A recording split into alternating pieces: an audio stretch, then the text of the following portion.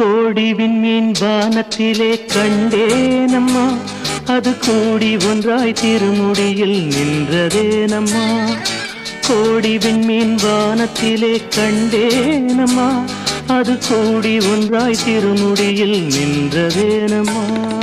சத்தியத்தின் பேரொளியாம் தேவ அன்னை, சத்தியத்தின் பேரொளியாம் தேவ அன்னை, அந்த உத்தமியின் ஒளிக்கு விண்மீன் உறவு கொண்டதே. கோடி விண்மீன் வானத்திலே கண்டேனம்மா, அது கூடி ஒன்றாய் திருமுடியில் நின்றதேனம்மா.